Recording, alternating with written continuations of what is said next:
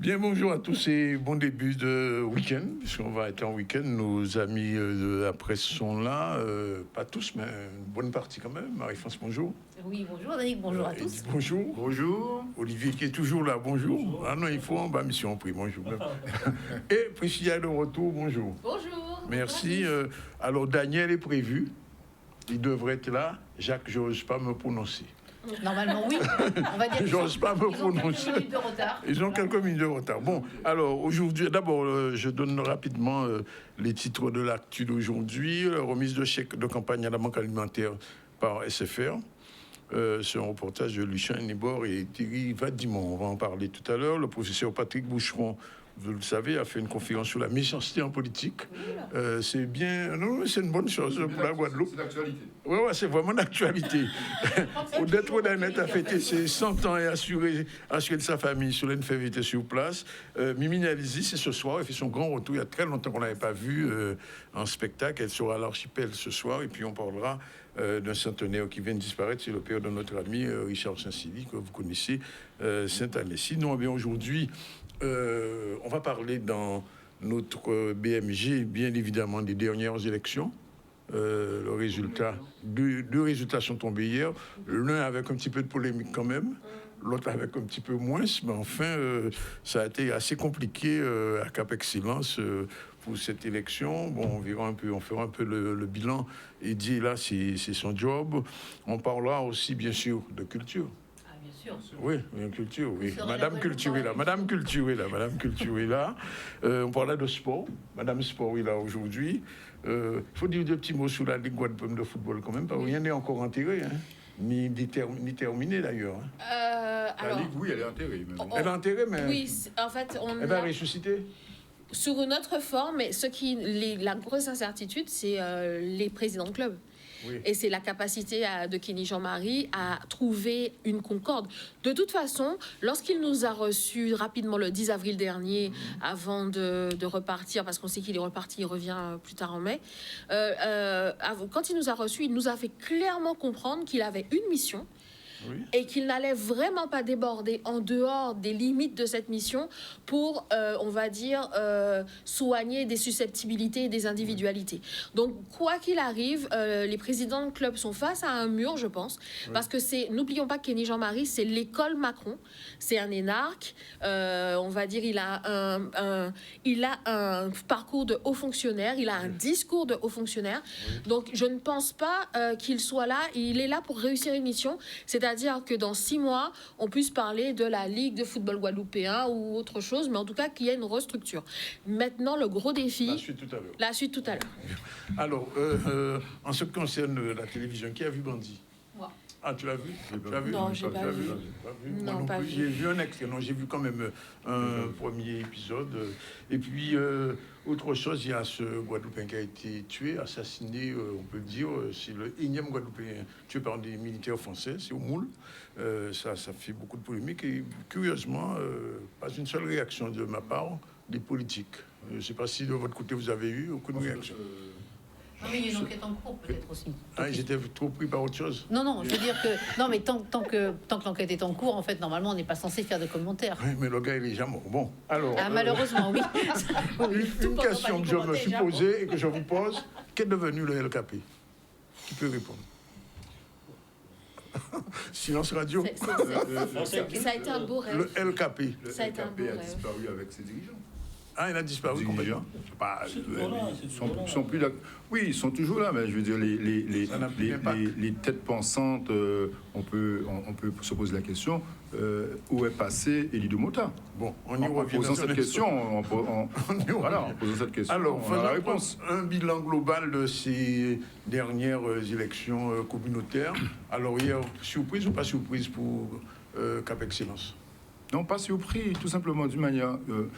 l'enseignement qu'on peut tirer de ces 4 élections, on va revenir, c'est parce qu'on a eu pratiquement les présidents de toutes les communautés d'agglo, maintenant ça c'est fait. On constate qu'il n'y a pas eu de changement. Le changement dans la continuité. Seul changement, pas vraiment de changement. À la Carle, je pense que c'est toujours l'équipe c'est des Cornets qui gardent le pouvoir, que ce soit à Gosier, que ce soit à la Carle. Oui. Michel Autain faisait partie de la liste de ces Cornets. Je pense que là aussi c'est une continuité. Grand Sud Caraïbes, pareil. Thierry Abéli a été reconduit. Cap Excellence, on va revenir sur la sortie d'Éric Jalton, je pense. Tout le monde a vu. On va en discuter. Moi, je pense que c'était légitime que, pour moi, c'est légitime que le maire de Bémao puisse se présenter sa candidature. Oui. Je pense que ça devrait tourner, c'est ça. Mais alors justement, ça n'a jamais été inscrit dans les statuts de la. Ça n'a jamais été inscrit parce que ça n'arrange pas les élus. Parce que il faut un pouvoir. On peut se poser la question également pourquoi un maire président de la communauté d'agglo? Ça peut être aussi un élu. Un simple élu. Mais les maires ne souhaitent pas justement qu'il y ait un super maire au-dessus de leur tête. Et là aussi, c'est compliqué. Et on a vu dans le Nord-Grand-Terre la réélection de Jean Barda. Et là aussi, pour moi, c'est une logique. Et ça s'est joué aussi avec la ville du Moule. Oui. La ville du Moule a pesé dans cette réélection également. Oui, parce que on n'était pas sûr que Jean Bardaille soit réélu avant. Et en fait, parce qu'on ne savait pas ce que le Moule précisément allait faire. Et puis, on a vu aussi que Gabrielle Lucarabin était présente parce que ça a soulevé... On s'interrogeait parce qu'elle était très fatiguée après les élections municipales. Et voilà. Et là, elle est... Voilà, non seulement elle s'est impliquée, elle était présente. Oui. Et en fait, et là, Jean Bardaille a été réélu haut la main, mais avec, évidemment... C'est encore une victoire pour les GUSR, quand même. Oui, oui, mais avec l'implication de Mme Carabin, je suis sûr que Blaise Oudimona ne serait jamais élu. Oui, ça c'est clair. Oui, ça c'est... C'était joué d'avance. C'était joué d'avance. Oui. Tu disais? Oui, non, concernant ces élections, certes, il y a eu cet épiphénomène à Cap Excellence. Michel Mado a totalement le droit de se présenter. Éric Jalton est dans sa posture de super... C'est quoi, c'est son troisième mandat? C'est son troisième mandat à la tête de Cap Excellence. Bon, c'est une sortie qui a un peu choqué la Guadeloupe. Puis on aime bien les combats de coq, mais là, c'était tout à fait légitime, et je souscris à ce que disait Eddy, que Michel Mado, qui est quand même maire d'une grosse ville de Cap Excellence. Non, n'a jamais été président. Non, parce qu'ils sont arrivés sur le tard. C'est Jacques Bango était le premier président de Cap Excellence. Après, sur les autres communautés d'agglomération et de communes, puisqu'il y a aussi eu Marie-Galante, où Madame Hetzel a été réélue, c'est de la continuité. Et puis, on sent bien que les forces politiques restent pour le moment en stabilité, ça n'évolue pas trop, ou ça ne recule pas trop. Oui,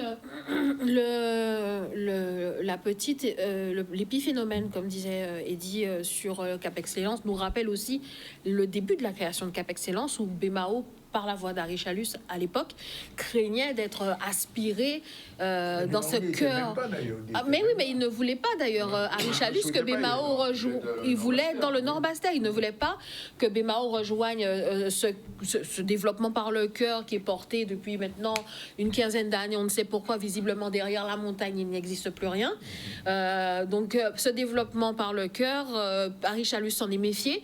Il ne voulait pas que Bémao soit aspiré par un Jalton déjà très conquérant, avec à l'époque le début de la préfiguration de la zone de Dotémar comme nouveau poumon économique au détriment de d'autres. Je ne sais même pas que l'ancien préfet, dont je me souviens plus le nom, avait souhaité même que Bémao, que les Abîmes deviennent capitale. Oui. Ça a été il a été directeur de cabinet de l'actuel Premier ministre. Mais il a été préfet ici.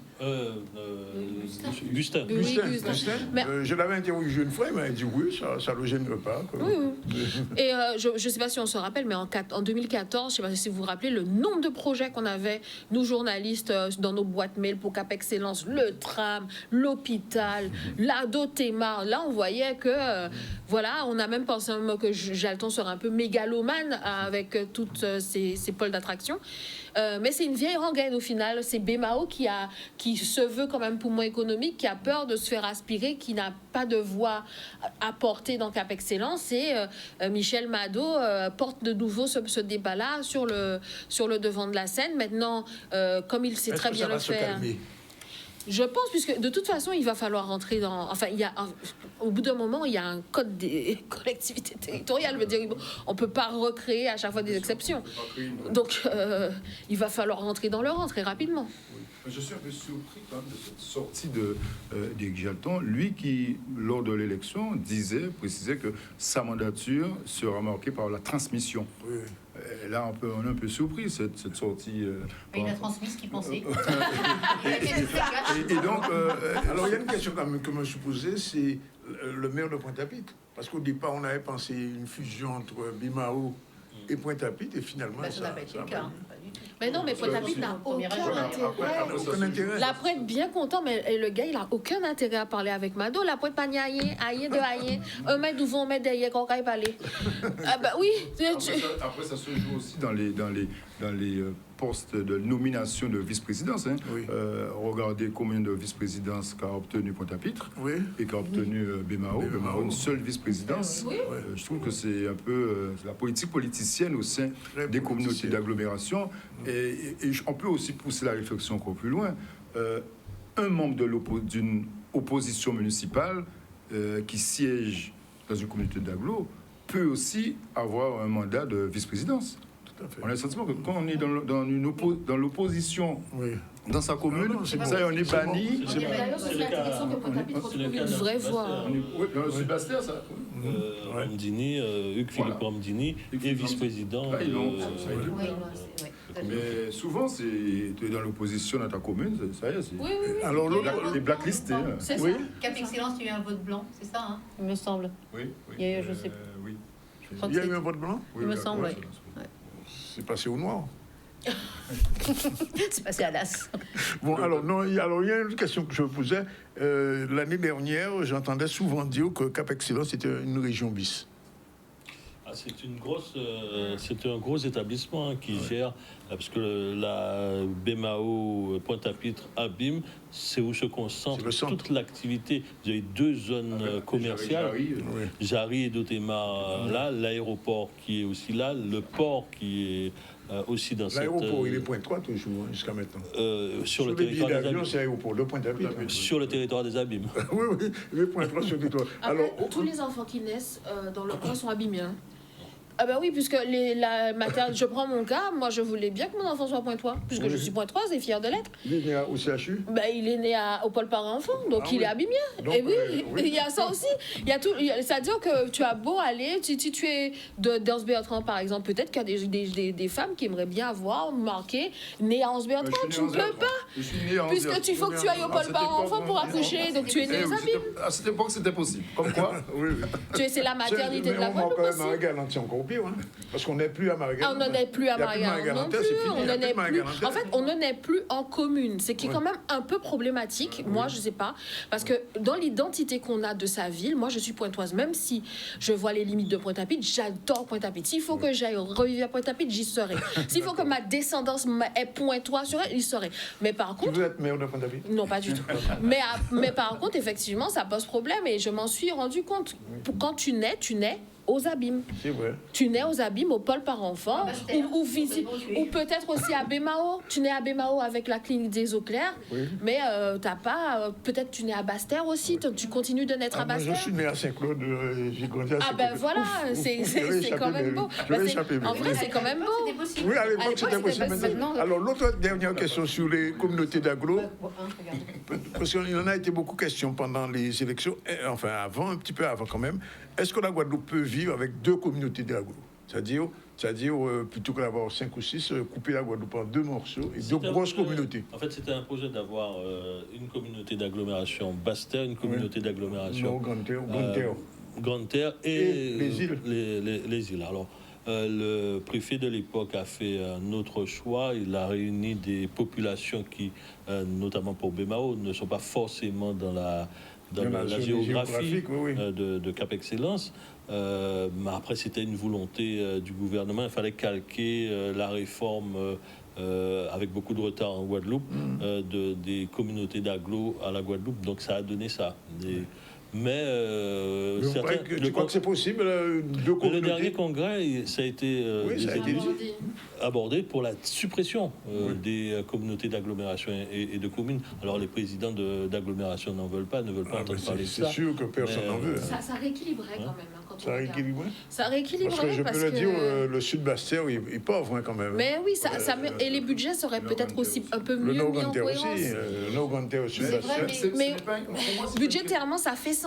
Pour moi, ce n'est pas une question de géographique, en fait. C'est juste, pour moi, ce sont les élus qui n'arrivent pas à avoir cet esprit communautaire.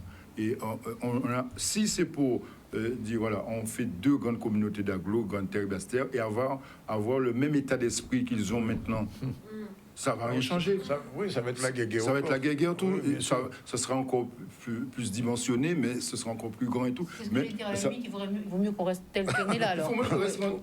On laisse au statu quo et retrouver cet esprit communautaire. Oui, mais attention, il y a une assemblée unique dans l'air. Hein. Oui. Alors, il y a une assemblée, c'est pas encore fait. C'est pas encore fait. Je dis dans l'air, j'ai dit dans l'air. C'est passé au terre, c'est passé au terre. Il y a une autre réforme qui n'est pas applicable pour le moment en Guadeloupe, c'est la réforme des métropoles. Dans l'Hexagone, ils ont supprimé ces EPCI pour créer de grandes métropoles. Il y a même des communes, des endroits où maintenant ils veulent changer. Absolument. Et puis, vous avez le cas de l'Alsace qui veut ressortir de la grande région Alsace qui avait été créée, collectivité unique. Et avec le soutien du Premier ministre, ils veulent sortir de ça. Bon, c'est à voir. Alors, à l'époque, quand même, il faut se rappeler... il faut toujours penser dans quel esprit le droit a été mis en place. À l'époque, on avait le problème de la France, c'est des petites villes qui meurent et qui se retrouvent et dont la population ne leur permet pas d'avoir un budget suffisant pour mener à bien leur développement. L'intercommunalité partait de là et avait sens pour elle. Par exemple, on a eu Évian-Thonon-Gaillard comme exemple, qui, en rassemblant des villes et qui avait un intérêt commun, a réussi à produire un beau développement sur un moment parce qu'il avait plus de budget, il y avait plus de population. Donc quand même, quand le droit a été construit, il a été construit pour permettre aux petites communes de pouvoir s'assembler, d'avoir d'exister, de s'assembler, d'avoir un budget conséquent pour développer. Mais c'est là où on voit que tout ne se colle pas forcément. Et puis, le droit se colle en millefeuille sur la Guadeloupe, sur un seul territoire. Et ça crée vraiment des imbroglios incroyables. Donc, rationaliser, c'est important. Maintenant, il faut qu'on rationalise en pensant au long terme. Dernière question politique sur ces questions. Est-ce que vous pensez qu'après ces élections municipales et communautaires, la question de l'Assemblée unique a avancé? On en a très peu parlé. On n'en a jamais parlé. Jamais parlé. Donc, c'est une question qui a été complètement... Le travail de la commission ad hoc se poursuit quand même. Je comprends qu'il y a une commission ad hoc qui se poursuit. Chaque semaine, il y a des rencontres. Il y a donc les choses avancent de ce point de vue-là. Au niveau de la commission ad hoc, ça avance, mais il n'y a pas encore comme dirait le président, il n'y a pas de ruissellement encore dans la population. Non, ce sera le projet d'une équipe et c'est très clair pour moi. Ce sera le projet d'une équipe. Oui. Cette histoire, si ça se fait, si on y va, ce sera très clairement une équipe qui devra porter sa responsabilité du début à la fin pour dire voilà, on emmène là parce que clairement, même s'il y a des volontés, il y a des réflexions, il y a des mises en place, il n'y a pas d'adhérence. On sent que tout le monde est encore un peu sur la réflexion, oui, mais qu'est-ce qu'on va faire, etc. Donc c'est l'équipe qui a la vision du destin qui va devoir porter le destin jusqu'au bout. Parce que moi, je ne sens pas, enfin, je le dis, je ne sens pas une vision guadeloupéenne des élus. C'est-à-dire, quand on dit guadeloupéenne globale, je sens que chaque élu essaie de défendre son petit carré. Comme d'habitude. Oui. Mais c'est... Juste pour dire, c'est pour ça qu'en fait, il faudra trouver une équipe très courageuse qui veut bien le faire. Or, aujourd'hui, personne ne prendra ce risque. Parce que, donc je suis d'accord avec l'idée d'une équipe qui le porte. Mais aujourd'hui, j'allais dire, aucun élu... Tu vois pas cette équipe? Non, parce que ce serait dangereux. Parce que, d'ailleurs, aujourd'hui, on ne sait pas qui a envie et qui n'a pas envie. Je ne vais pas me faire l'avocat du diable, mais je pense que pour l'instant, le plus courageux, Oui. on a beau dire, voilà, l'hégémonie politique, le plus courageux, c'est Guy Losbard. Oui. Aujourd'hui, il a eu le courage de dire... D'y aller. De dire, à tort ou à raison, il y aura des contre, on n'est pas d'accord, il n'y a pas de souci. Mais là, il dit, voilà, moi, je décide, on prend tel chemin. Ce sera l'éternel regret d'Harry Chalus. Voilà, on prend le chemin. C'est là qu'il a tout perdu, à mon avis, parce qu'en voulant suivre les Guadeloupéens, sachant que les Guadeloupéens ne veulent rien tant que tu ne veux pas. Tant que tu ne veux pas, les Guadeloupéens ne veulent rien. Si toi tu veux, à la limite, on commencera à penser. Mais Harry Chalus, on parle de quelqu'un qui en 2015 a le potentiel, a la force, a la possibilité d'y aller, et qui entre 2015 et 2025 fait une série de décisions qui le portent à une situation quasi injuste, parce qu'en réalité, on ne peut pas nier qu'il a envie que la Guadeloupe avance ça, on ne peut pas le mettre à son discrédit. Oui. En revanche, au moment où il fallait impulser quelque chose, il a préféré compter sur des forces qui se sont toutes absentées. En cela, je rejoins Eddy. Oui, Guy Losbard a le courage d'y aller et de proposer et de dire « je pense qu'on va y arriver oui. ». Et on peut pas le nier. Alors, on passe un petit peu culture. Alors, tu disais que tu es la seule ici à avoir vraiment vu Bandit. Qu'est-ce que tu en penses? Alors, écoute, si on compare avec Zion. Aïe. Non. Alors, attendez. Je vais calmer tout le monde. Là, ça y est, je sens déjà. Non, absolument. Non, mais quand je dis ça, c'est que si on compare avec Zion, d'abord, c'est une série. Donc, on ne peut pas comparer une série avec un long métrage. Oui. D'accord. Ensuite, c'est vrai que Zion, par contre, le point commun, c'est que Zion, on est sur les blocs, il y a de la délinquance, il y a beaucoup de violence, il y a de la drogue. Et puis aussi, il y a quand même tout un aspect très humain. Il y a l'esprit de la famille, il retrouve son père, il y a cet enfant, ce bébé auquel il va s'accrocher. Et dans Bandit, c'est différent. Aussi, hein, ils sont 11 enfants dans Bandit. Donc, mais dans Bandit, on ressent bien plus encore cet esprit de famille, puisqu'en fait, tout le film est écrit sur cet esprit de famille. C'est-à-dire que je veux, en fait, juste parce qu'on l'apprend dès le début, donc je vais pas... Mais dès le début, donc c'est des enfants dont certains sont très jeunes, et la maman décède, donc ils se retrouvent seuls, donc une fratrie de 11, à devoir s'élever et donc se supporter. Et c'est là, en fait, où tout commence à vriller. Et là, on tombe en plein dans la violence, on tombe dans la drogue, voilà. Donc là, il y a des points communs. Mais j'allais dire, c'est vrai que moi, je trouve que c'est une série qui est captivante, avec des acteurs qui sont pas connus. Et je trouve que les plus jeunes... Ils sont même inconnus. Ils sont même inconnus. Mais ils vont devenir... Ils sont déjà maintenant un peu plus connus. Oui. Et je trouve que les jeunes, d'ailleurs, les plus jeunes de la fratrie jouent très très bien. Oui. Et celui qui a le rôle principal, celui qu'on appelle Milord, qu'on surnomme Milord, je trouve que... parce qu'il a encore jamais joué, et je trouve que... Alors, si tu compares ce qui n'est pas comparable, Bandit et Oui. Alors, juste parce que c'est deux séries, pour moi, c'est le seul point commun. Oui. Parce que d'abord, on n'est pas du tout sur la même histoire. Bien sûr. Mais ça se passe quand même dans nos régions. En Guadeloupe ou en Martinique, ça se passe chez nous. Alors, oui, bien sûr. Oui, alors on va dire que c'est le second point commun. Okay. Oui, mais sinon, voilà, par rapport à l'histoire, même la manière dont c'est tourné, même la manière, ça ne... Non, je trouve que ça n'a aucun... Ça n'a rien à voir. C'est à voir quand même pour ceux qui n'ont pas vu. Ah oui, alors... Oui, non. Moi, je trouve que c'est 8 épisodes, donc en plus, ça se regarde assez vite. Oui. Et non, voilà, la seule chose que je voulais quand même, quand on fait une petite comparaison entre Zion et Bandit, ce que je trouve, c'est que ce que j'avais reproché à Zion, même si j'avais adoré ce film, c'est que on était vraiment sur la délinquance pure et dure. C'est-à-dire que quand on voyait ce film, on avait l'impression que la jeunesse guadeloupéenne, c'était ça. Oui.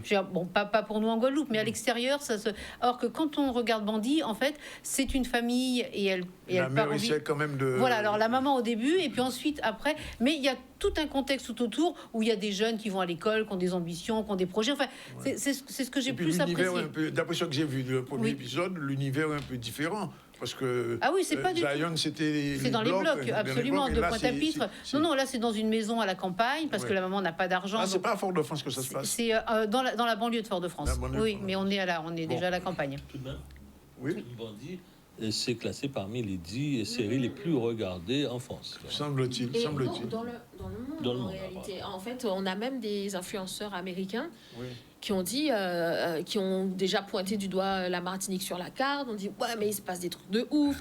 on peut, ça colle carrément avec ce qu'on vit dans les projects, avec en Chicago, etc. Et ils sont noirs comme nous, ils ont les mêmes défis que nous. Donc, en cela, Bandit a cette résonance-là était vraiment intéressante. Voilà. Bien, on prend la... Pour conclure, peut-être que Oui. c'est... Voilà, et quand tu me parlais de Wish, peut-être que c'est la différence avec Wish, qu'il n'y a pas... Il y aura pas... je veux dire, il y a... À l'étranger, pas universel, tu il y a veux dire, voilà, moins de ce côté. universel, parce que l'histoire de Wish, nous, elle est parfaite pour nous, on la connaît, on s'y accroche. Ouais. À l'extérieur, je ne sais pas. Bien, on prend la première pause, on se retrouve tout à l'heure pour la revue de presse, et quand même, on a d'autres sujets à évoquer, le meurtre du gouverneur Templier, et puis on va aussi parler... on va parler un petit peu de Trump. C'était pas prévu, mais il faut qu'on en parle un peu parce que ça bouge beaucoup en Iran en ce moment, au Liban, en Iran et au niveau géopolitique aujourd'hui, c'est incroyable, incroyable. À tout de suite.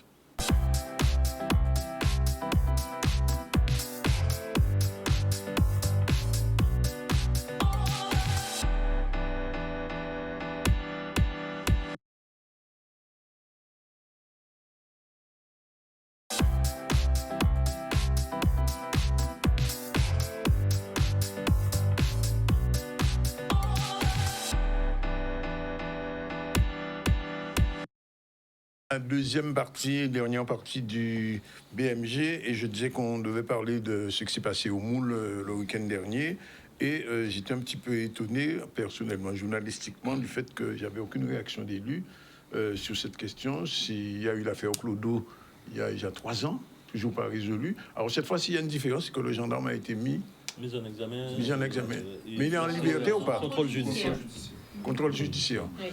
Et ça, on n'a pas très bien compris. Bon, bien sûr, il a dit qu'il a vu un homme armé avec un couteau, un couteau, mais 3 balles quand même. Donc, il devait être, c'était un forcené, c'est essayer de le désarmer d'abord avec le Ouais, il taser. aurait pu le désarmer. Et disons que je pense que c'était un rapprochement violent, mais ça démontre aussi que peut-être qu'il y a une stratégie à mettre en place pour désarmer quelqu'un comme lui, parce qu'il était extrêmement violent. C'est arrivé à Guayab aussi. Hein. Je ne sais pas si vous vous souvenez de ça. Non, les gendarmes sont formés. Mais voilà, en fait, Ça fait c'est le ça, troisième personne à difficulté mentale. Il y a une fois à Capesterre.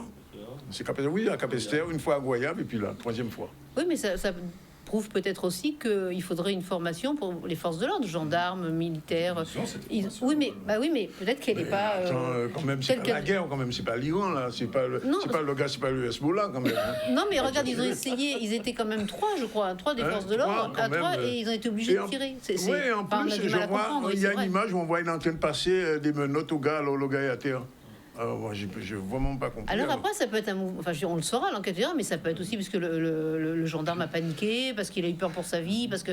Enfin, mais quand même, hein, moi, je voudrais juste. Vous êtes 3 quand même. Oui, non, mais c'est pour ça que on est d'accord. Mais il y a quand même, je pense qu'il y a 2 éléments que je voudrais mettre en avant. C'est que à l'époque de François Hollande, sous sa mandature, en fait, on avait la légitime défense avant, elle était très limitée. C'est-à-dire que les forces de l'ordre ne pouvaient tirer que si on les menaçait, et des fois même une fois qu'on avait déjà tiré. Oui, et lui, voilà, il fallait tirer. Et lui avait élargi ça en disant, mais dans certaines situations, vous pouvez tirer les premiers. Et c'est vrai que beaucoup d'associations étaient montées au créneau en disant, oui, mais ça, c'est un peu signer un blanc-seing pour permettre aux forces de l'ordre. Donc ça a dû contribuer. Et puis l'année dernière, notre ministre de la Justice, lui, a estimé que comme il y avait beaucoup de délits de fuite, en fait, il a donné l'autorisation donc de maintenant d'engager des courses poursuites quand il y avait un refus d'obtempérer, alors qu'avant on ne pouvait le faire que si par exemple il y a eu des tirs. Maintenant systématiquement, et je veux dire, ça provoque, on a bien vu ce Guadeloupéen, il y a quoi, c'est l'année dernière, sa moto, je crois, a été heurtée par une voiture des forces de l'ordre. Il y a 2 ans,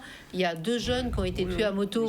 Je veux dire, mais pareil, alors que tu te dis, dans ces cas-là, relève la plaque d'immatriculation, puisqu'il y en avait une sur la moto, et fait des recherches. Il y a des drones maintenant. Et il y a des drones, il y a plein de choses. Et là, la voiture les a percutés et ils sont morts tous les 2. Elle avait 17 ans, lui, il en avait 19. Enfin, c'est vrai que... Et je pense que ça, c'est des éléments qu'on a... Alors, il y a toujours le pour et le contre, mais aujourd'hui, et même dans l'Hexagone, depuis 2020, on a des chiffres qui démontrent qu'en fait, il y a beaucoup de... Est-ce que ce sont des bavures? Pas forcément, non. Enfin, pas toutes. Pas toutes, non, il y en a certainement. Mais en 2024, je crois qu'il y a 54 personnes qui sont mortes, tuées par les forces de l'ordre. Alors après... Des situations qui auraient pu être gérées différemment. Pour certaines, oui. Il y a une réelle augmentation en France des violences policières. Ça, c'est quelque chose, depuis les Gilets jaunes notamment, c'est quelque chose qu'on ne peut pas nier. Maintenant, dans le cas du Moule, il faut vraiment s'en tenir au cadre de la loi pour essayer de ne pas déraper. Les gendarmes, normalement, chaque balle qui sort du barillet doit être justifiée. C'est très clair. Les gendarmes, c'est pas je tire à... Voilà. Non, il y a une enquête qui est déclenchée à chaque fois qu'un gendarme fait usage de son arme à feu. L'embêtant, c'est que pour moi, je trouve que là, peut-être qu'on a un indice du fait que de plus en plus de gendarmes se retrouvent face à des situations de violence. C'est pas juste de la gestion de personnes. Je crois qu'ils sont mis aussi de plus en plus face à des personnes qui ont une attitude violente. Maintenant, une fois ça passe, 2 fois ça passe, 3 fois ça passe, et puis il y a une fois où ça dérape, où le gendarme peut-être il panique, etc. Cela dit, c'est toujours inquiétant parce que la France n'est normalement pas maintenant il y a tellement de choses qui changent, mais la France n'est normalement pas un pays où c'est accepté. On n'est pas aux États-Unis où des policiers peuvent très bien s'en tirer malgré les caméras. La France est un pays où on n'accepte pas ce type de choses. C'est pas pour autant qu'on les punit, mais au moins à l'extérieur on ne les accepte pas. Visiblement il est rentré dans un processus d'enquête et judiciaire d'enquête. Il faut voir ce qui va déboucher. C'est cette procédure, il faut souligner le travail lancé par la procureure de Pointe-à-Pitre, c'est justifier les 3 balles. Pourquoi 3 balles alors que... alors, je ne sais pas comment les gendarmes fait la procédure. 3 balles dessus. C'est la proportion, il faut regarder la proportion. Et puis c'est aussi légitime que des associations, des personnalités, des avocats s'interrogent sur ce genre de faits.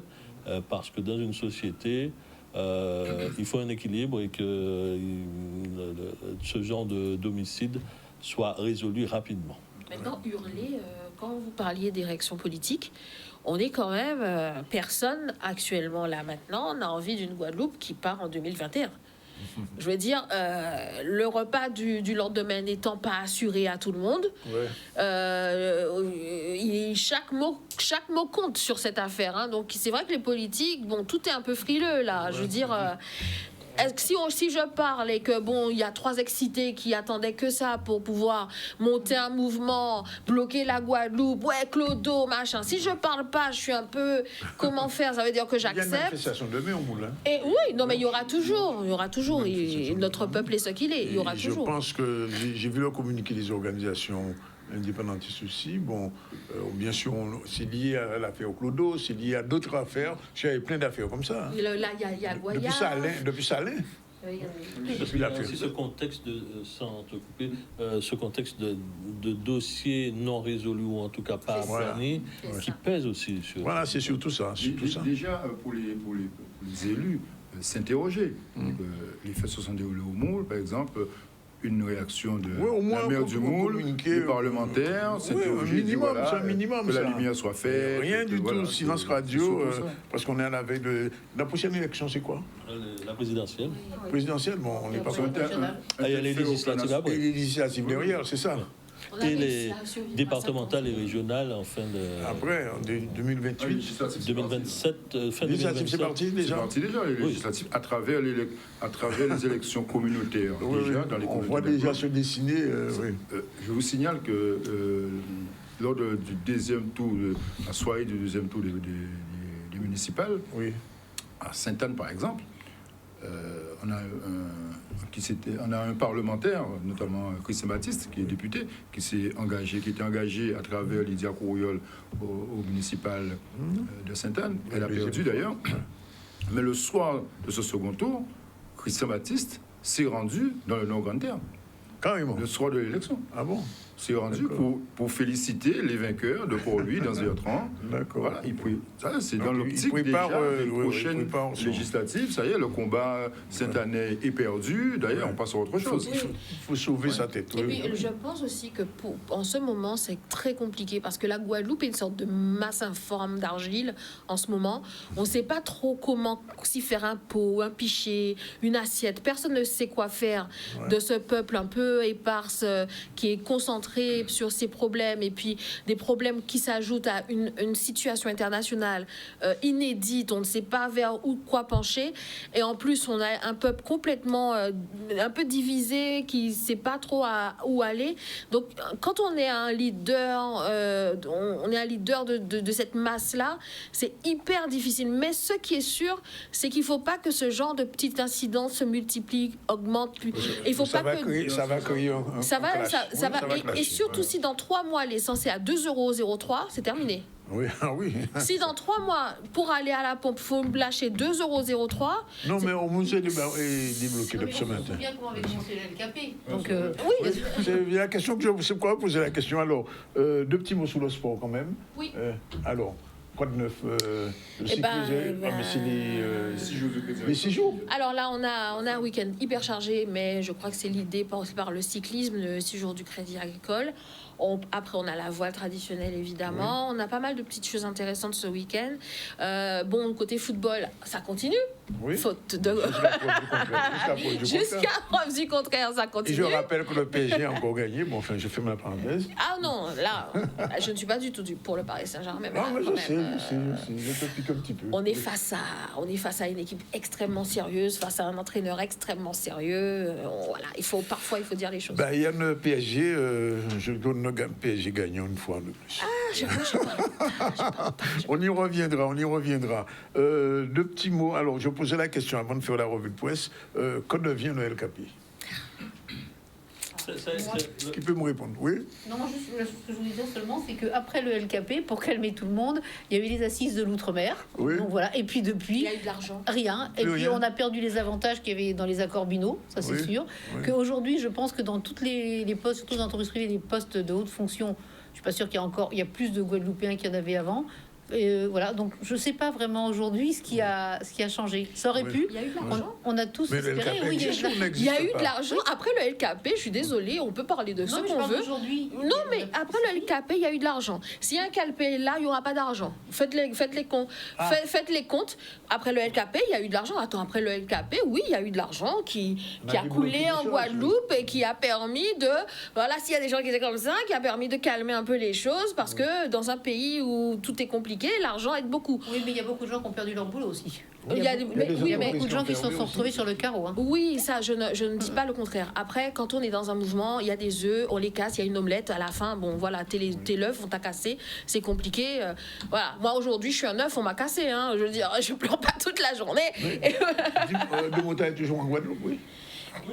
Mais il communique en tant que LKP. Oui, en tant que... J'ai vu pour lui, sur le monde, il a communiqué. La même question se posera de toute manière. La même question se pose qu'au niveau syndical qu'au niveau politique. Il y a un déficit de leadership. C'est tout. On ne peut plus suivre. Il y a beaucoup de personnes qui ont perdu confiance dans Elie Domota, peu importe le bilan qu'il inflige, enfin, que ces personnes-là lui donnent. Mais en tout cas, elles ont perdu confiance en lui, en sa capacité à représenter, en sa capacité à mener. Elles n'ont pas confiance non plus dans la sphère politique. Sur le LKP, quoi qu'il arrive, M.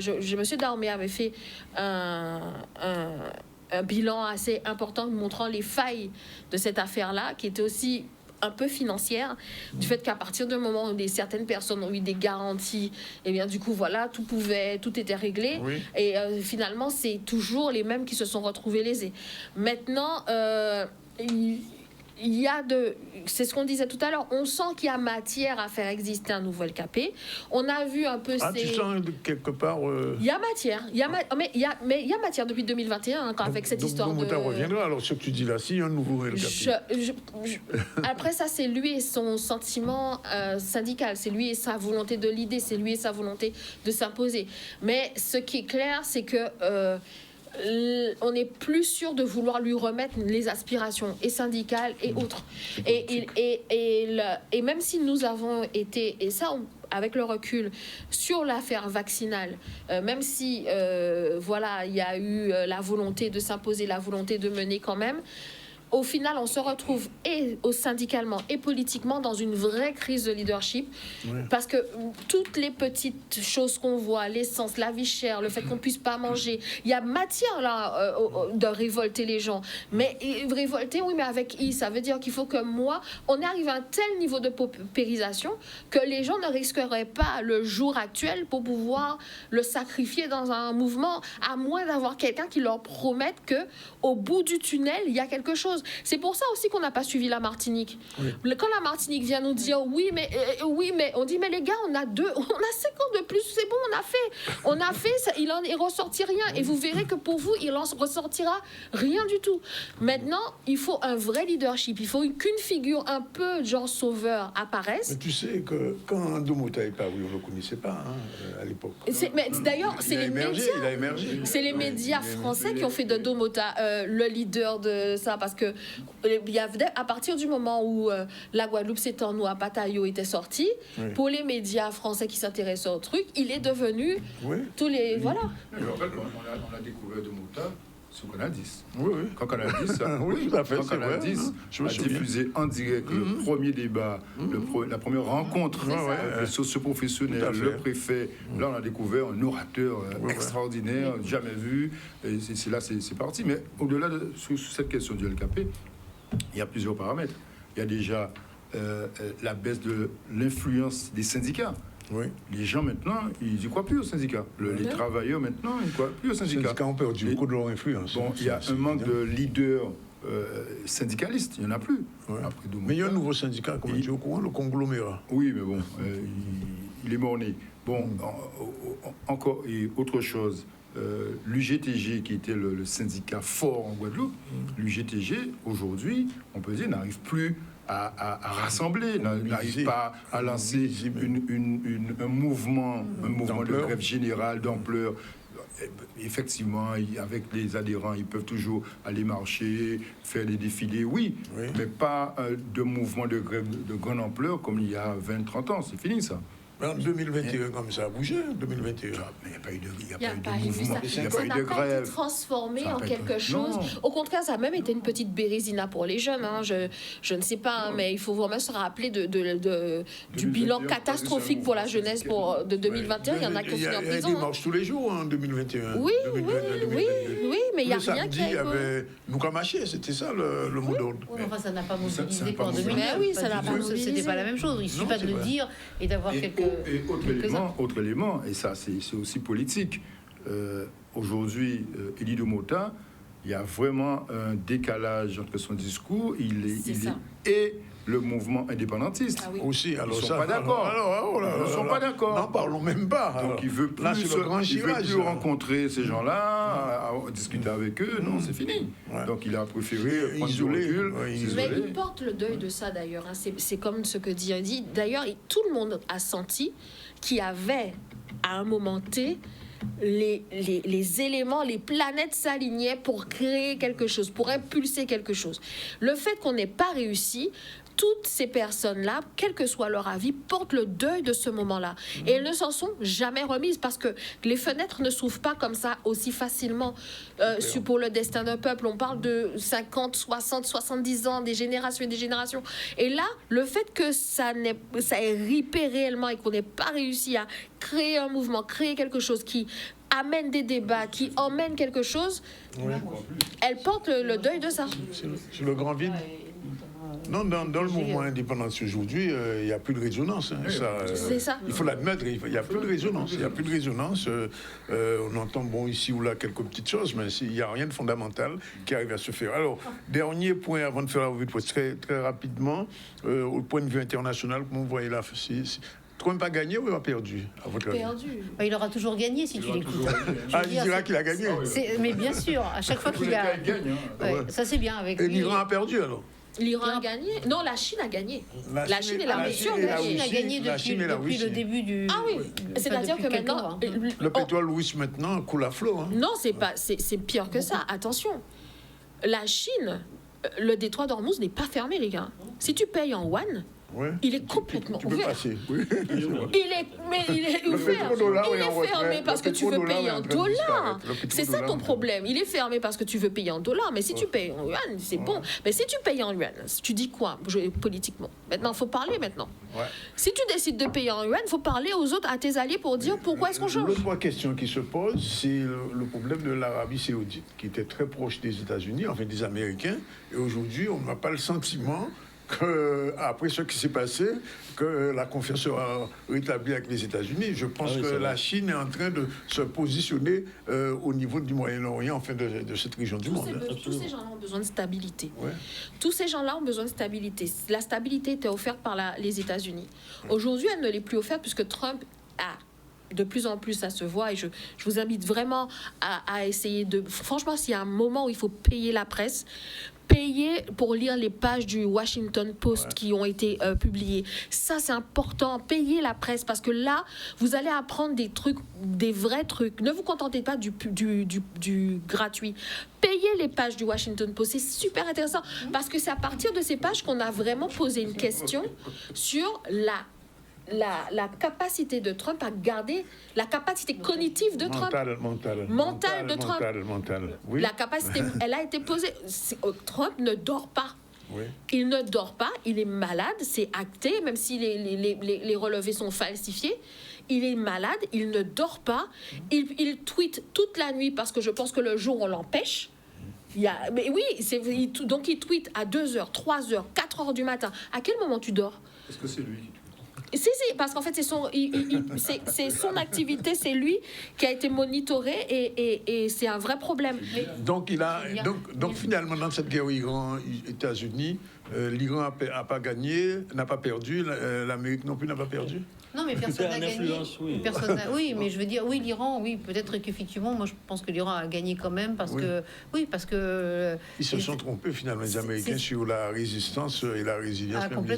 Complètement, mais parce que l'Iran, en fait, nous on a cru, et surtout les États-Unis ont cru que l'Iran ne résisterait pas. Ouais. Mais ceux qui étaient mieux informés disaient c'est faux. Ils avaient préparé, j'ai l'impression qu'ils avaient préparé de longue date cette guerre. En tout cas, l'Iran était dangereuse. Je vous invite à aller regarder la guerre en Lego des influenceurs iraniens, c'est génial. En Lego, oui. Les influences, c'est sur TikTok, c'est absolument génial, c'est très drôle. C'est ça, on voit là de la nouvelle propagande. Oui. Ça, c'est magnifique. C'est des cas de propagande qu'on étudiera encore dans 20 ans. Rapidement, la revue de presse, les quelques journaux. Nathalie n'est pas là pour Fansanti, donc on ne va pas commencer par Fansanti, on va commencer aussi par quoi? Par TV Mag, peut-être, oui. Allez, on commence par TV Mag. Ah non, on commence sur le FAB. Oui, bon, c'est normal. Bon, c'est le journal de Cavicule. Charité bien ordonnée. Une fois de temps en temps. Allez, bon, suivant. Alors, l'offensive, alors. Oui, alors... C'est la première fois que l'offensive paraît dans la revue de presse. Oui. Alors, effectivement, je précise, on est un média sur les réseaux sociaux, mais il faut aussi savoir s'adapter. Alors, donc, tout ce que vous verrez là, vous retrouvez sur nos réseaux. Axel Tariandier, qu'est-ce qu'on aimerait que dimanche il nous garde ce maillot parce que c'est un coureur valeureux, c'est un coureur qui s'est toujours sacrifié pour le collectif. Si vraiment on arrive à avoir un Crédit Agricole gagné par Axel, ce serait vraiment top. Bientôt. Visiblement, il y en a encore. C'est ça. Poser la question justement. C'est intéressant. Bien sûr, on a les playoffs des sport co et de basket. Et puis surtout, je vous invite sans l'étoile de Pointe-Noire. Oui, alors il y a eu. Qu'est-ce qui s'est passé? Il y a en réalité. Il y a eu une note de la Fédération française de basket qui a demandé à tout le monde de se mettre un peu dans l'Iran. Qui a demandé à tout le monde d'arranger un peu ses affaires. Oui. De la formation. En tout cas, de respecter les prérequis des compétitions. Le président de la Ligue de basket n'a pas écouté les petites souris qui ont chuchoté à son oreille de ne pas le faire. Oui. Et il a dit, moi, je ne veux pas aller en prison, je ne veux pas me voir, machin, donc je le fais. Oui. Et forcément, ça a des conséquences. La suite, est-ce qu'on a une nouvelle semaine quand même ou TV Mag Non, pas oui. Alors, nouvelle semaine, deux petits mots. Non, mais ça bosse, Oui, bien sûr. Et on n'est pas nombreux, donc on bosse beaucoup. Oui, oui. Hein. Oui, tout à fait, oui. Donc là, on a parlé des Antilles. On a C'est parlé... fini pour Air Antilles ou pas? Non, Non. c'est pas fini. Non. Non, il y aura un rebondissement. Ça va rebondir. Bien sûr. Lisez Je sens le scoop. Lisez le Un sujet. petit scoop, Et qui n'est pas de moi d'ailleurs, mais bien on va évidemment, lire. lisez-le. On a parlé des jeunes catholiques et la foi. Je veux dire, on sent, c'est vrai au niveau national et même mondial, mais en Guadeloupe tout particulièrement, les jeunes alors ils se raccrochent à la religion. Pourquoi? Peut-être parce qu'ils sont perdus, peut-être parce que ça rassure d'être dans une sorte de fédération. Peut-être on s'interroge savoir pourquoi, mais ce qui est sûr, c'est que ne serait-ce qu'au niveau des baptêmes des jeunes adultes, il y en a de plus en plus chaque année, et que dans les églises d'ailleurs, on remarque qu'il y a de plus en plus de jeunes. Donc voilà. Donc on s'est penché sur la question et on a essayé de comprendre pourquoi. C'est à lire. C'est à lire, bien sûr, c'est à lire. La suite, Fonsanti, une soirée clandestine interdite à Cap-Esther-au-Bellois. J'ai pas compris. Alors, il y avait une soirée qui était prévue ou qui... Oui, non, qui a été prévue. Et elle a pas eu lieu. Oui, elle a été annulée, ne serait-ce que parce que déjà, ils ont fait des flyers où sur les flyers, il y avait des armes, il y avait des choses... Enfin, d'accord. Et le préfet a dit que non, ça s'annonçait pas bien. Enfin, dernier titre, Loisirs culture, là, ici, s'expose à Saint-François. Tu es au courant? Ah ben tiens, c'est à Saint-François. Oui, ça Saint-François. Mais Oui. par contre, C'est pas ton sujet. c'est pas mon sujet. Non, moi, j'ai parlé d'autres choses. J'ai parlé de Caribule. Oui, tu as parlé de Caribule. Alors, le dernier titre, oui, Caribule à la une. Donc, C'est quoi? j'invite... C'est quoi ce festival?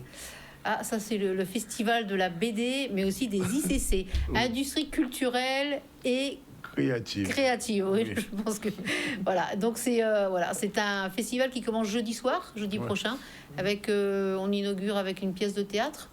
En fait, non, une BD, pardon, non, parce que c'est toute l'originalité, c'est beaucoup plus complexe que ça. C'est une BD qui a été mise. Qui s'appelle Théâtre à Bulle. Voilà, mais je veux dire, c'est une première nationale en plus. Ça vaut la peine. Internationale. Ah bon, alors jusque-là, international, vous voyez, tu vois, j'étais même pas allée aussi loin. Et voilà, c'est Harry Cancel qui l'a mis en scène. Et je pense que déjà, donc ça, c'est jeudi soir. Ça vaut le au MAC. déplacement, non, je dis ça sans aucun doute. Et puis après, vendredi, samedi, dimanche, il y a le village. Donc au MAC. Si vous souhaitez y aller. J'ai vu sur les réseaux qu'il y a beaucoup de jeunes qui travaillent leur cosplay. Hein. Ah oui. Ils sont alors hyper... le cosplay, là, ça rigole pas. Hein. Où est-ce que je crois que tu as mis ça là, quelque part. Le cosplay, vraiment, voilà. Parce que, oui. Mais parce que ça, c'était à Millénis, je crois. Ouais. Et donc, ils étaient déjà... Descélant, voilà. Mais c'est extraordinaire, ça. C'est vraiment... Oui. On est passé un peu vite sur le progrès social rapidement. Fait un petit retour à la case départ, oui. Nos faux marins sont en péril. Et puis, il y a l'article sur l'économie, l'énergie en Guadeloupe.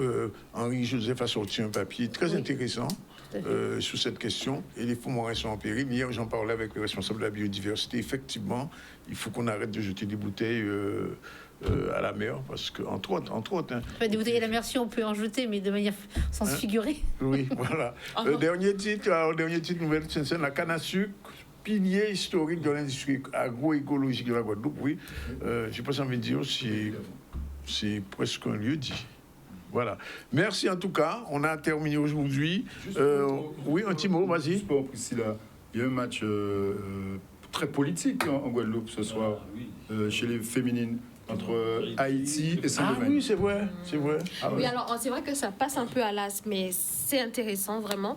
Il y a Haïti Saint-Domingue chez les filles au stade du Gosier, ce serait hyper intéressant d'aller voir. Déjà de savoir si les deux communautés au stade du Gosier et savoir déjà si les deux communautés pourront s'asseoir l'une à côté de l'autre et sortir du stade sans se tuer, parce qu'il y a des fortes tensions en ce moment.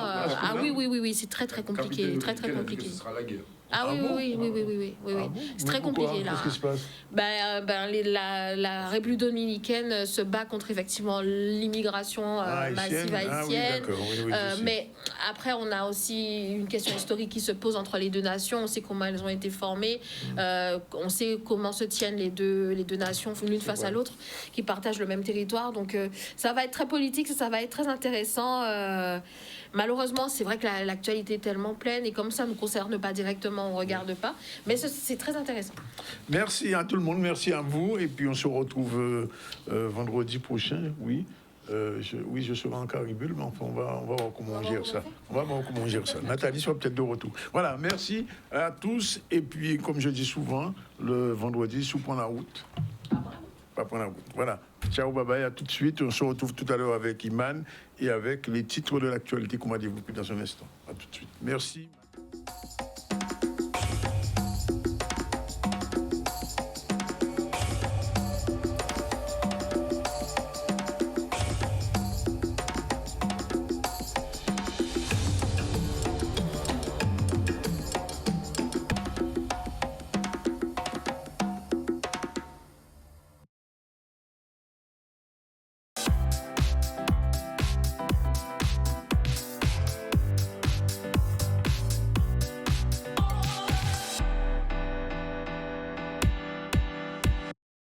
Voilà, nous sommes de nouveau avec vous pour la dernière partie du ZCL. On a fini avec le BMG. Imanila, bonjour. Bonjour Dani, bonjour à tous. On va parler de quoi aujourd'hui?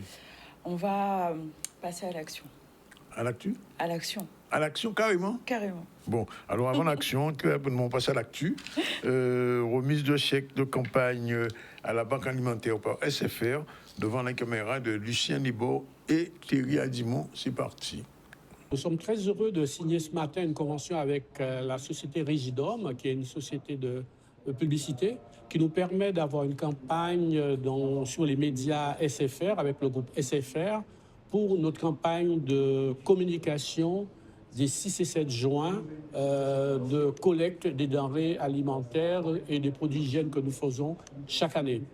Cette campagne consistera à informer les concitoyens guadeloupéens sur la nécessité de faire des dons à la banque alimentaire, également de rappeler que nous avons besoin de bénévoles pour pouvoir participer à cette collecte-là. Nous sommes très fiers et très heureux de pouvoir aider cette association qui fait un travail absolument formidable pour aider les familles guadeloupéennes qui sont dans les plus grandes difficultés sur un domaine qui est complètement essentiel puisqu'il s'agit de l'alimentation. Et donc c'est vraiment une action qui est d'abord indispensable et ensuite formidable pour les familles les plus en difficulté.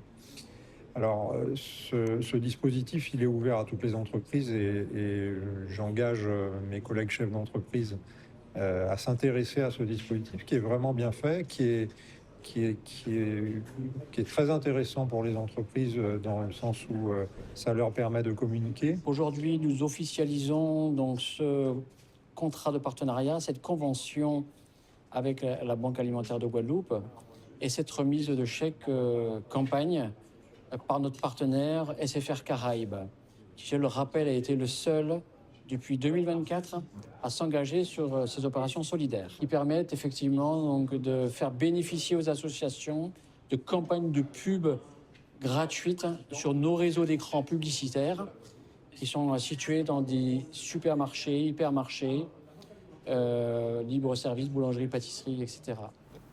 Depuis quelques jours, la Guadeloupe reçoit le professeur Patrick Boucheron. C'est un historien qui est venu ici tenir quelques conférences. D'ailleurs, il sera, je crois, cette semaine à l'université de Saint-Claude pour une conférence aussi. Mais il s'est exprimé sur la méchanceté en politique. Alors, c'est un sujet qui doit passionner les Guadeloupéens. On regarde ce que dit Patrick Boucheron devant la caméra de Lucien Nibor et aussi Thierry Adimon. C'est parti. La méchanceté, c'est pas simplement que des hommes sont méchants, c'est que les temps les rendent méchants. Et ça m'a intéressé évidemment d'en parler aujourd'hui parce que on est très frappé quand même de l'évolution de la politique avec une sorte d'éloge constant de la force nue et brutale. Et je voulais en parler, mais depuis ce qui, moi, m'intéresse ou ce qui, d'une certaine manière, m'autorise à parler. Je suis historien de la fin du Moyen-Âge et je vais en parler depuis Machiavel, qui est un auteur qui a été confronté à cette question-là. Je pense que le premier objectif, c'est déjà un événement exceptionnel de faire venir pour la première fois aux Antilles un professeur du Collège de France. Donc ce n'est pas rien.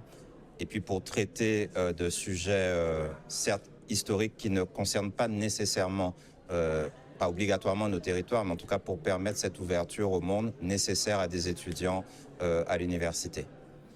Et le deuxième objectif, qui est moins immédiat, c'est de créer une collaboration avec le Collège de France pour que nos étudiants puissent ensuite partir en immersion, les étudiants de master, d'histoire, mais aussi d'autres disciplines. Là, on commence avec l'histoire, partir en immersion au Collège de France à Paris et puis pouvoir bénéficier de tout cet environnement intellectuel. C'est pas moi qui choisis, c'est souvent les temps qui choisissent les temps mauvais, les temps méchants, qui choisissent les retours à Machiavel, parce que à chaque fois qu'on s'intéresse à cet auteur, c'est que finalement il y a quelque chose qui va mal. C'est que finalement c'est une alerte, c'est un avertissement d'incendie, Machiavel. D'ailleurs, c'est très intéressant de voir que c'est pendant d'abord les guerres de religion, puis la Révolution française, et puis également évidemment la Seconde Guerre mondiale, qu'on s'est mis à relire avec ardeur Machiavel. Donc c'est un auteur pour gros temps. Je pense que c'est important, le fait d'être à 7000 km.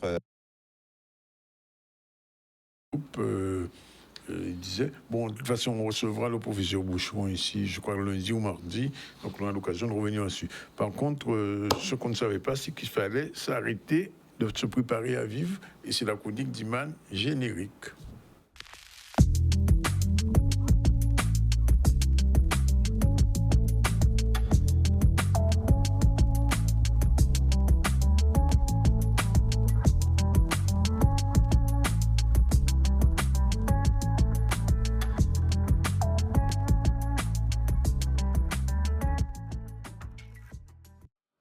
Bonjour Imac, visible dans le ZCL, bien évidemment. Elle était à New York, elle était en Égypte, elle est à EWAG. Maintenant, il y a un Cosmic Festival. Qu'est-ce que c'est que ça?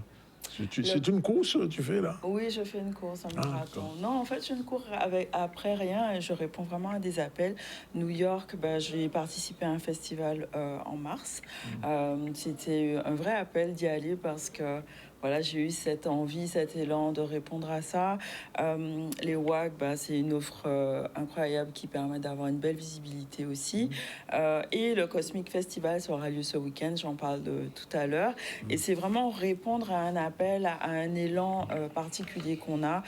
Et souvent, les gens ne répondent pas à cet appel, ils restent dans l'attente, ils veulent faire plein de choses et en fait, ils restent sur le quai et ils voient le bateau passer. Voilà, ils attendent le bon moment. Ils sont au bord de la route. Là, ils sont au bord de... Ouais, mais ils peuvent faire du stop, non, quand même, non? Non, mais même ils ont même parfois peur de faire du stop parce que c'est pas les bonnes conditions, c'est pas la bonne personne, ils sont pas prêts. Et en attendant, la vie, elle passe et elle t'attend pas, en fait. Et voilà, c'est ce que j'avais envie de dire essentiellement, c'est de pas attendre de passer à l'action. Et avant-hier, donc pour faire un petit point par rapport à une situation que j'ai vécue, pour le Cosmic Festival, on a eu une réunion d'harmonie, tous les intervenants, et on a participé à une hutte de sudation. Donc, qu'est-ce que c'est? Alors, c'est une maison de vapeur, donc c'est un rituel mexicain ancestral. Ah, c'est du mexicain. Et si on a des images à le temazcal, c'est ça? Temazcal, on peut avoir aussi, en réalité, commencé. Donc, c'est comme une hutte, voilà, où on va pouvoir transpirer. Et c'est une vraie cérémonie qui se passe avec des passages de portes qui permettent de traverser des choses à l'intérieur de soi, de créer une ouverture à l'intérieur de soi. On met des roches volcaniques qui sont chauffées et on a des infusions d'herbes qu'on va pouvoir verser sur soi. Et la chaleur augmente, c'est comme un hammam, on va dire. Mais pendant 1 heure de temps, on reste au sein de cette hutte. Et vraiment, c'est vraiment hyper chaud. C'est très inconfortable. 40 degrés. 40 degrés. Et comment on fait pour supporter ça? Voilà, on va chercher à l'intérieur de soi ses ressources, ses limites. Ça parcourt vraiment, c'est un vrai but de purification en vrai. Mais ça va chercher à l'intérieur de soi plein de choses, plein de limitations parce qu'on est dans l'obscurité. Là, on était nombreux. Donc, ça veut dire qu'on c'est la promiscuité, on transpire. Faut supporter l'autre, faut se supporter soi, faut faire face à ça dure combien de temps? 1 heure? 1 heure de temps. 1 heure? 1 heure de temps. 1 heure de souffrance volontaire. Voilà. Et c'est un vrai voyage, en fait, à l'intérieur de soi pour se reconnecter comme un système d'auto-guérison. Et vraiment, c'est difficile. C'est difficile parce qu'on a envie de sortir, de se dire, mais qu'est-ce que je fais là? Et le fait d'être accompagné et de se sentir vraiment dans un espace de bienveillance où on va pouvoir s'expanser, ça change tout. De se sentir aussi accueilli à la sortie parce que il y a quelqu'un qui t'attend dehors, qui te permet de traverser ces différentes choses. Et à la sortie de ça, il y a des perceptions qui sont différentes. Le corps, les sensations d'air, la sensation d'eau. C'est vraiment incroyable l'expansion que ça permet d'avoir sur les choses. Et en fait, l'accompagnement, le coaching ou la guidance qu'on peut avoir quand on est thérapeute, c'est un peu ça en fait. Parce que tu vas avoir une vision, tu vas avoir envie d'incarner des choses, mais c'est souvent le passage à l'action qui est difficile. Et cette traversée, vraiment, pendant 1 heure de temps, c'était une hutte, mais quand on est sur un accompagnement, c'est la même chose. Tu dois te dépasser et franchir des étapes et franchir des portes. Et de ne pas se sentir seul, c'est important. D'être accompagné, c'est important d'avoir quelqu'un qui te guide, qui a un miroir, qui te propose de dire « Ok, t'es pas seul, tu peux y arriver ». Et c'est vraiment quelque chose de puissant, en fait, de pas être seul. Alors, je crois que Sylvie va être contente, parce que toi, tu as choisi aussi 3 axes. Oui, tout à fait. J'ai fait 3 et 5 parce que je sais que tu aimes les chiffres. Oui. Voilà. Donc, repositionner sa vie, ça passe par 3 axes. La vision, c'est savoir un peu où on va. C'est comme si tu as un GPS et que tu lui donnes jamais de coordonnées, tu vas naviguer à vue, tu vas tourner en rond et finalement, tu vas pas avoir de résultats. Donc, savoir vraiment qui on veut être, pas qui on devrait être, pas selon les injonctions familiales, sociétales, les autres, etc. Mais vraiment la version la plus authentique de soi. De l'incarner, donc ça c'est le 2e axe, c'est là où souvent ça bloque parce qu'on peut avoir une vision claire et pas l'incarner dans son quotidien, pas dans ses décisions, pas dans sa posture, dans sa façon d'être, de prendre sa place. Et le 3e axe, c'est l'accompagnement. Ces personnes ne veulent vraiment se transformer seule parce que ça va impacter aussi son environnement. On a besoin d'un miroir, on a besoin d'un espace. Et c'est en ça que les 5 piliers de mon accompagnement permettent d'avoir une transformation qui passe pas juste par la tête, mais aussi par le corps, parce que c'est pas que le mental qui doit travailler, c'est vraiment l'incarner dans la matière. Et donc, les 5 piliers, donc l'identité, c'est ce qu'on a dit en premier, la vision, c'est qui je veux être. Ça, c'est important parce que les autres attendent, et la version la plus souveraine de soi. Et on sait encore plus dans nos sociétés post-esclavagistes que c'est le premier chouk, on va dire, du système, parce qu'on a été déraciné, et on le sait, et d'avoir cette vision en dehors de cette perception, c'est aussi important d'avoir une vision claire sur ce qu'on veut. Et donc le 2e pilier, ça va être la présence, la posture, comment j'occupe l'espace, parce que c'est pas une question d'extérieur, c'est vraiment dans sa profondeur, comment j'ai envie d'être perçu à travers juste ma posture, sans avoir besoin d'ouvrir la bouche, mais vraiment par son corps, par son aura qui s'exprime. Mais c'est toujours pour la femme, quand même. Alors, c'est valable pour les deux, en fait. Ah, c'est valable pour les deux. Oui, puisque quel que soit, c'est l'humain, en fait. L'humain a besoin de ce 3e pilier qui est l'affirmation, la voix, comment je m'exprime. L'idée n'est pas parler plus fort que l'autre, mais de mieux vivre ensemble. C'est aussi... S'affirmer sans s'excuser? Oui. Comment on fait ça? Parce qu'on pose ses limites, parce qu'on a un cadre clair, parce qu'on sait... Communiquer qui tu es avec clarté et puissance. Exactement. Et c'est pas une question de monter le son, mais c'est d'affirmer son autorité intérieure. Parce que mes limites sont claires, parce que je sais ce que je veux, je peux l'exprimer vraiment clairement et être affirmé dans ma posture sans avoir besoin de crier, en fait. Et un vrai travail se passe aussi sur un plan énergétique. On parle de croyance, on parle d'épigénétique, c'est pas quelque chose d'abstrait pour les gens maintenant, de conditionnements qui sont stockés dans le corps. Donc, il s'agit de libérer ces croyances, ces blocages qui sont dans le corps, qui ne nous appartiennent pas, qui sont issus de nos lignées. Donc, un vrai travail énergétique a besoin d'être fait dans ce sens pour atteindre ce 5e pilier qui est le mouvement où on va pouvoir l'utiliser par la danse. Ah, c'est la danse finalement. La danse on y aussi. arrive. La danse va permettre d'ancrer tout le système qu'on va avoir. C'est un outil de libération et c'est par là qu'on va intégrer les choses. Tout ce qu'on a fait en amont, par le mouvement, on va pouvoir le stabiliser. Donc, je parle de mouvement sacré parce qu'on est connecté à ce qu'on veut, à sa vision, à son expression, à sa puissance. Tout ça s'incarne dans le mouvement, en fait. Et vous, celle qui veut aller beaucoup plus loin, comme toi? Alors déjà, dimanche, on a un atelier avec moi. C'est le Cosmic Festival. Alors, explique en 2 mots comme ce que le Cosmic Festival. Cosmic Festival, c'est un festival sur 2 jours qui a lieu, donc 18 et 19, à l'Anacardier. Donc, on a reçu hier Fanny et Cathy Chess, qui sont à l'origine de ce festival. Donc, 2 jours avec des pratiques différentes. Donc, à la fois yoga, danse, processus énergétique, massage, bien-être par différents... Il y a 30 intervenants en tout. Donc, une possibilité de découvrir, quel que soit le stade où on en est. On n'a pas besoin d'expérience particulière parce que voilà, c'est une découverte, mais c'est aussi une possibilité d'aller plus loin sur des pratiques. Et l'idée, c'est d'avoir une vraie transformation, que ça soit un ressourcement, un ancrage, une stabilité émotionnelle qu'on cherche ou autre. Vraiment, il y en a pour tous les goûts. Et moi, je vais avoir un atelier sur la danse d'Isis. La danse Isis. Alors, le féminin égyptienne, solaire. bien donc sûr, je sais. Bon, d'accord. Quand même, oui.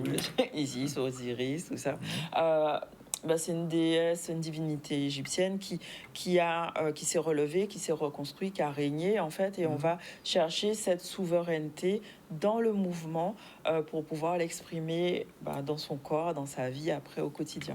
Il y aura le passage dans la petite case quand même, la petite hutte de chaleur. Alors non, mais il y aura d'autres choses. Il y aura un rituel de cacao sacré, c'est encore autre chose, mais qui sera tout aussi bien. Il faut s'inscrire, mais c'est déjà complet? Non, c'est pas complet. On peut scanner le QR code qui s'est affiché pour avoir droit, donc soit la journée du samedi, soit la journée du dimanche, ou les deux.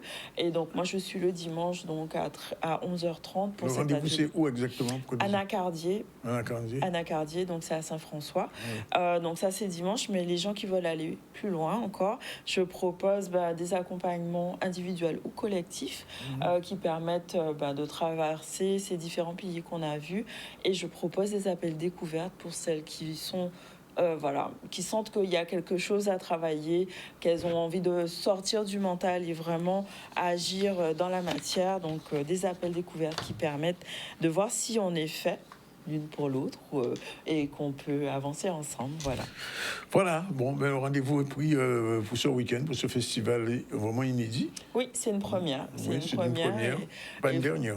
Je pense pas, parce que franchement, il y a une belle énergie, il y a une vraie volonté d'avancer ensemble, et ça fait du bien. Mesdames et messieurs, peut-être mesdames d'abord? Non, les hommes aussi. Il y a des hommes qui interviennent. Par exemple, Fabrice qui va faire du yoga égyptien. Il y a des massages, il y a plein de choses. Et c'est ouvert aussi pour les enfants, pour les seniors, c'est pour tout le monde. Alors, dans le cadre des femmes, je t'apprends, je ne sais pas si tu le sais, qu'il va y avoir un salon du livre féminin. Que féminin? Oui, que féminin. Oh, il faut que j'écrive mon livre. Je vais écrire mon livre. Bon, voilà, il te faut. Voilà, c'est fini pour aujourd'hui. Il est pratiquement 14h dans 5 minutes. Je rappelle qu'on a reçu dans le BMJ ce matin Marie-France Gougeot, Olivier Lancien, Edith Planté, Priscilla Romain. On a fait le tour de l'actualité en Guadeloupe après les communautés d'agglo qui ont été réélues dans les conditions concert. On a aussi parlé sport avec le football, bien sûr, pas seulement la victoire du Paris Saint-Germain, mais surtout de cyclisme avec Priscilla et l'offensive. On a fait un petit point sur le festival, oui, c'est à la une de toute la presse, une de TV Mag, mais c'est à la une aussi de Nouvelles Semaines. Et bien sûr, si vous n'avez pas encore celui-là, débrouillez-vous pour l'avoir, il est gratuit. Bon, voilà. Et puis, la remise de chèques de campagne à la Banque alimentaire au PSFR. L'opposition Patrick Boucheron, qui sera notre invité cette semaine, la semaine prochaine, il est en Guadeloupe et il a fait une conférence sur la méchanceté en politique. On va en parler avec lui en direct. Je rappelle que Mimi Nelzi fait son grand retour ce soir à l'Archipel. Sujet, vous pouvez voir ce soir avec Andy. Et puis nous, on vous dit, il est pratiquement 14h, si vous prenez la route. Pas prendre la route. Ciao, bye bye, bon week-end à tous et à lundi. Bye bye.